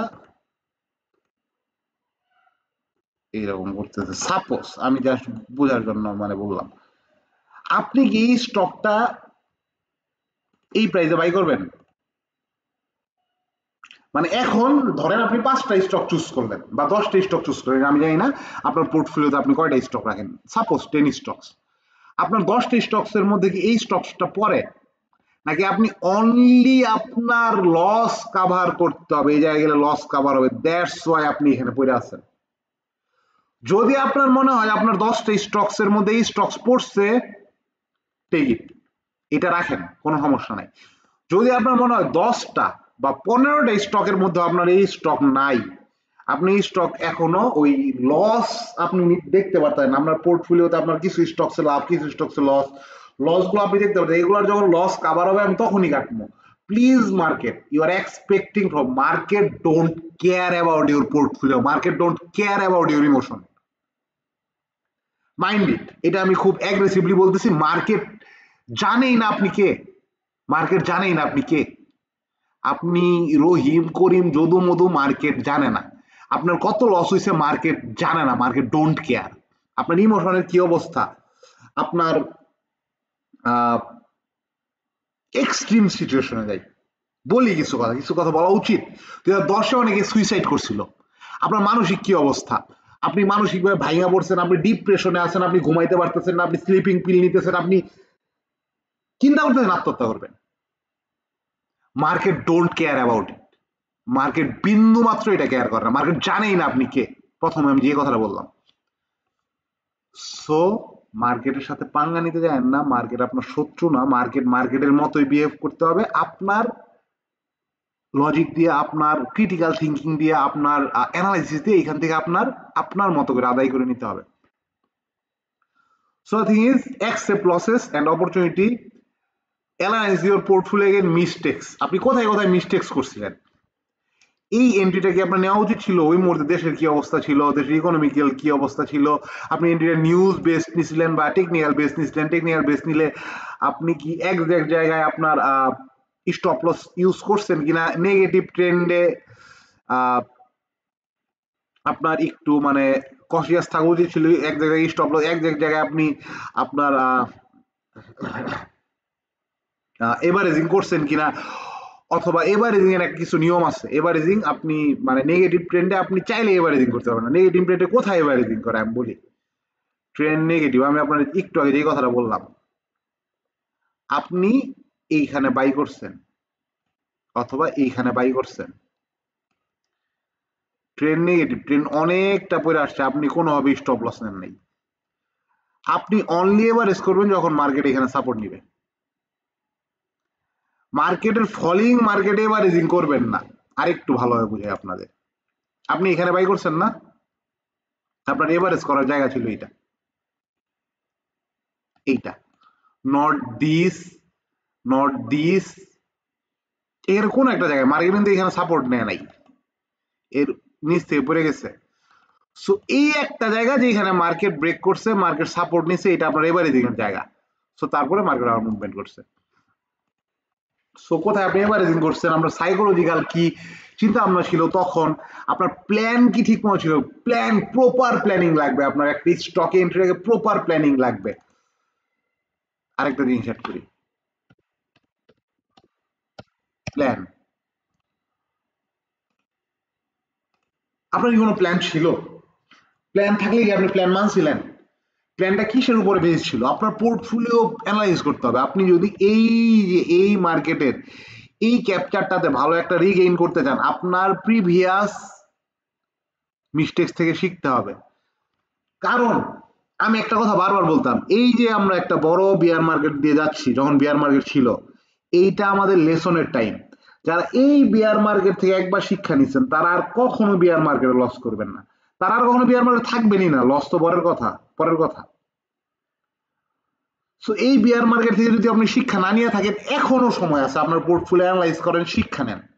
কাট অফ ইউর ডেড মানি, যেটা আমি একটু আগে বললাম, আপনার যদি মনে হয় যে এই মুহূর্তে আপনার এই পোর্টফোলিওতে যেই স্টকটা আছে, এটা আপনি এই মুহূর্তে টপ 10 বা 15 স্টক চুজ করতেছেন, বা আপনি আপনার ওয়াচ লিস্ট রাখতেছেন, তার মধ্যে নাই।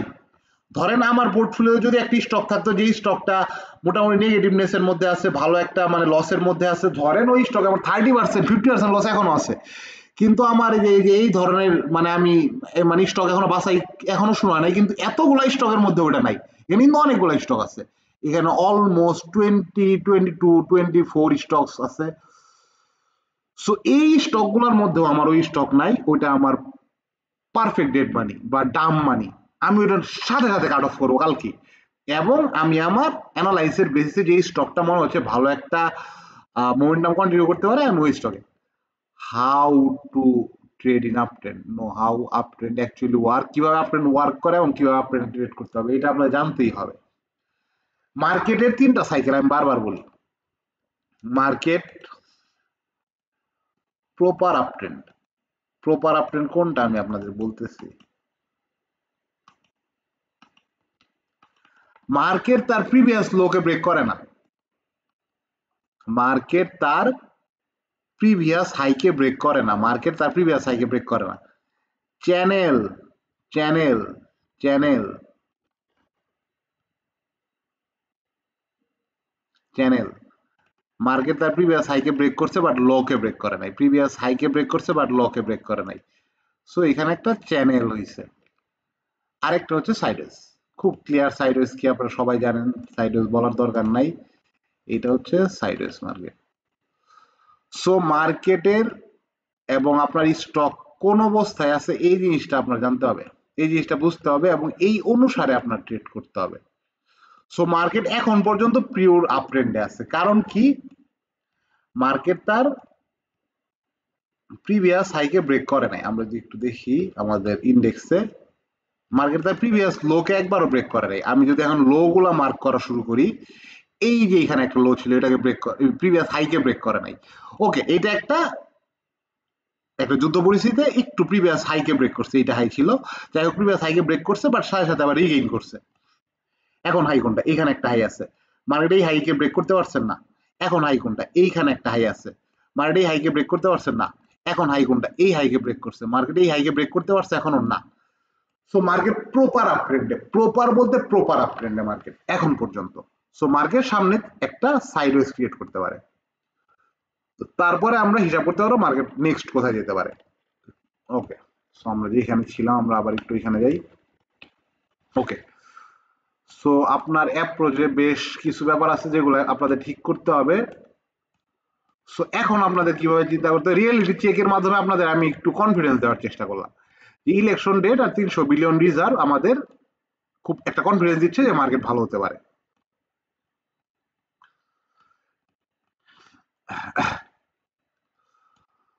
সো অ্যানালাইজ পোর্টফোলিও, কার ডাম মানি সব বলছি, আপ ট্রেন্ড কিভাবে ওয়ার্ক করে এটা আপনাদের জানতে হবে, এবং আপ ট্রেন্ডের কিছু ব্যাপার আপনাদের ক্লিয়ার হতে হবে, কোনটা বেস্ট প্রাইস কোনটা ট্রেন্ডিং প্রাইস। আপ ট্রেন্ডে কিছু প্রাইস আছে যার উপর থেকে আমাদের ট্রেন্ড স্টার্ট করে, এবং কিছু প্রাইস আছে যেগুলো একটু বেটার প্রাইস, যে আপনি 10 12 15% কমে পাইতেছেন, কিন্তু 15% উপর থেকে যদি আপনি নেন, মার্কেট হয়তো বা ট্রেন্ড স্টার্ট করবে, অথবা আপনার স্টপ লস ইউজ করতে হবে আপনার এখানে। কারণ তার নিচে 15% নিচে তার কিন্তু মিনিমাম স্টপ লসটা। সো 15% আপনি কেন এই আপনার বুলিশ মার্কেটে আপনি লস নেবেন, আপনি 6-7% স্টপ লস লাগাবেন, কারণ ওইখান থেকে তো আমরা ট্রেন্ডিং আশা করতেছি। সো ট্রেন্ডিং হয়ে যেতে পারে ওইখান থেকে মার্কেট, ওইখান থেকে ট্রেন্ডিং যদি মার্কেট না হয়, কোন একটা জায়গায় মার্কেটের সমস্যা আছে, আপনি 5-6% লস নেবেন, বের হয়ে যাবেন, 6-7% লস নেবেন, বের হয়ে যাবেন। এসএল ট্রেডিং খুবই ক্রুশিয়াল একটা জায়গা। আপনি কোথায় এসএল ট্রেড করবেন? আপনারা আমার কাইন্ডলি আপনাদের জন্য আমার ফুল একটা প্লে লিস্ট আছে, কাইন্ডলি আপনারা আমার এই প্লে লিস্টটা দেখবেন প্লিজ। এটা আমি আপনাদের অনুরোধ করতেছি। এই যে মার্কেট অ্যানালাইসিস 7টা ভিডিও, চার্ট ট্রেডিং এর 9টা ভিডিও, বিশেষ করে মার্কেট অ্যানালাইসিস 7টা ভিডিওতে আমি যেই কাজটা করছি, আমি পৃথিবীর যে কোনো মার্কেটে দাঁড়ান জাস্ট, হ্যাঁ আমি পৃথিবীর যে কোনো মার্কেটে দাঁড়ান জাস্ট, ও না সরি মার্কেট অ্যানালাইসিস ভিডিওতে না, সরি কাইন্ডলি দাঁড়ান, এই এই এই এই প্লে লিস্টে না, অন্য আরেকটা প্লে লিস্ট, জাস্ট মিনিট আমাকে একটু সময় দেন। এই প্লে লিস্টটা দেখবেন আপনার হিউজ, মানে এই প্লে লিস্টে আমি শুধু আপ ট্রেন্ডের স্টক কিভাবে নিতে হয় এটাই দেখাইছি, শুধুমাত্র আমি অনলি এই প্লে লিস্টে আপ ট্রেন্ডের স্টক কিভাবে নিতে হয় এটাই আমি দেখাইছি।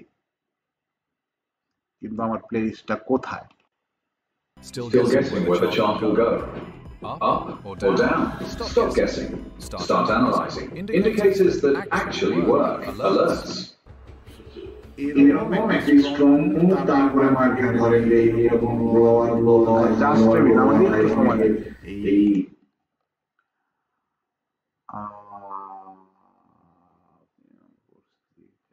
এই live streaming market analysis, okay maybe, ও trade practice, sorry please, trade practice 8টা ভিডিও আছে। ট্রেড প্র্যাকটিসের 8টা ভিডিওতে আমি যেই কাজগুলো করছি, আমি র্যান্ডমলি পৃথিবীর যে কোনো দেশের যে কোনো স্টকে আমি এন্টার করছি, র্যান্ডমলি পৃথিবীর যে কোনো দেশের যে কোনো স্টকে আমি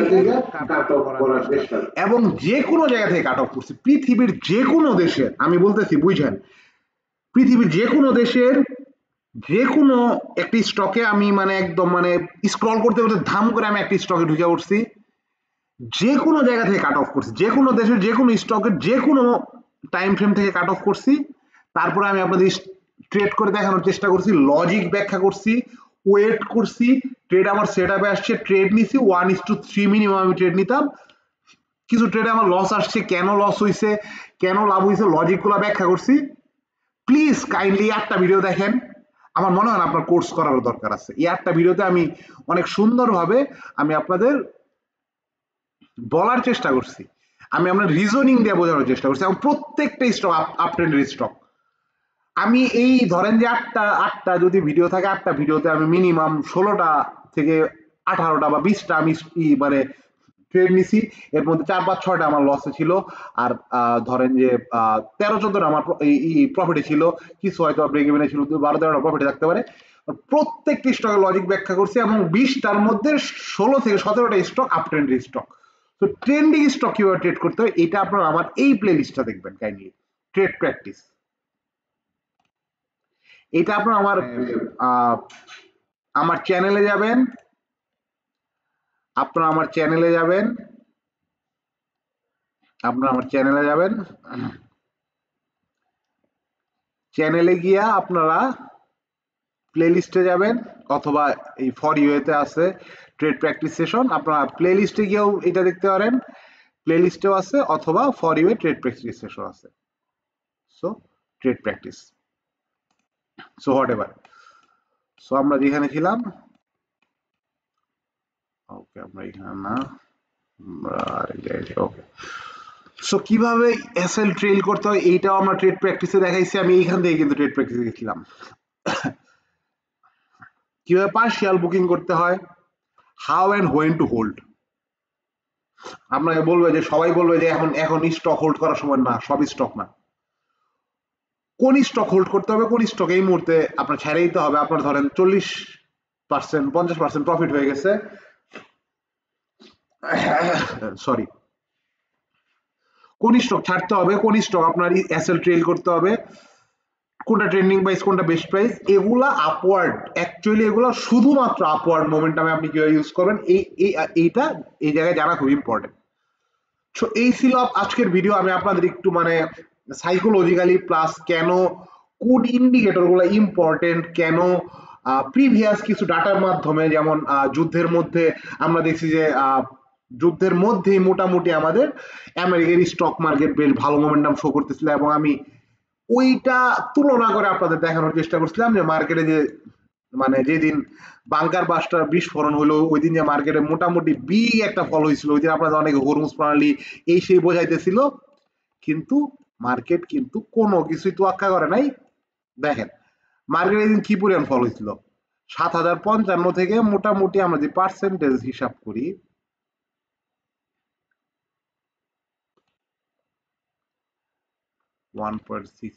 no, that's the wrong data. ওকে, মার্কেটে কি পরিমাণ ফল হয়েছিল আমরা একটু দেখি। ফল হওয়ার উপর থেকে আই করবেন না। ওকে, 1.67, ওকে। সো এই দিনও আমি খুব ক্লিয়ারলি আমার হোয়াটসঅ্যাপে বলছিলাম যে ভাই ওয়াল মার্কেট সিমস ওকে, ভয় পায়েন না, কোনো ভয় পাওয়ার কারণ নাই। Wall market seems okay after the significant change of war. কোনো কিছুই হয় না ওই দিন ওয়ার্ল্ড মার্কেট। দেখেন ওই দিন গোল্ড নেগেটিভ, যেহেতু মানে যদি ওয়ার্ল্ড মার্কেটে কোনো বড় রকমের যুদ্ধের আশঙ্কা থাকে, গোল্ড লাফায়া লাফায়া বাড়ে। ওই দিন আমাদের ইউএস 500 মাত্র 0.39%, যে জায়গায় ইউএস 500 একদিনের 0.80 থেকে 1% পর্যন্ত লুজ করে, এইটা মাসে 2-3-4 দিন হয়। কিন্তু এত বড় একটা ঘটনার পরেও মার্কেটে এত ছোট একটা ফল, দ্যাট মিনস মার্কেটে ওই দিন কিছুই হয় নাই, এবং ওই যুদ্ধ টেকসই করবে এটা আমি ওইখান থেকে বুঝতে পারছিলাম। সো এই ব্যাপারগুলো আপনার ইন্ডিকেটর হিসেবে কাজ করবে, তাহলে আপনি কনফিডেন্স পাবেন। বুঝছেন, এই ইন্ডিকেটরগুলো আপনার কি দেয়? কনফিডেন্স দেয়, এবং এই কনফিডেন্স আপনাকে ডিফারেন্ট স্টকে ট্রেড করতে সহায়তা করে, এবং আপনি ট্রেড হোল্ড করার কনফিডেন্স পান। সো আজকে আর কথা বলবো না, আগামীকাল আমরা একটা ভিডিও নিয়ে আসবো যেখানে আমি ডিফারেন্ট স্টক নিয়ে আলোচনা করব। সর্বোচ্চ 4-5-6টা স্টক, 6টা স্টক নিয়ে আমরা আলোচনা করব। এই স্টক গুলা কেন ভালো করতে পারে, ফান্ডামেন্টাল বেসিস আছে কিনা, টেকনিক্যাল বেসিস আছে কিনা, আমি একটু ডিটেইলস আলোচনা করার চেষ্টা করব। সো যারা ভিডিওটা সম্পূর্ণ দেখছেন তাদেরকে অনেক অনেক ধন্যবাদ, এবং আমি আশা করি এই ভিডিও থেকে আপনারা শিখবেন, এবং এই ভিডিওতে যে কিছু ব্যাপার বলা হয়েছে এই ব্যাপারগুলো আপনারা ফলো করবেন, এবং তারপরে আমাকে 2-3 মাস পরে আপনারা জানাবেন যে এইটার আপনার রেজাল্ট কেমন পাইছেন। সো ধন্যবাদ, ভালো থাকবেন, আল্লাহ হাফেজ, জুম্মা মুবারক।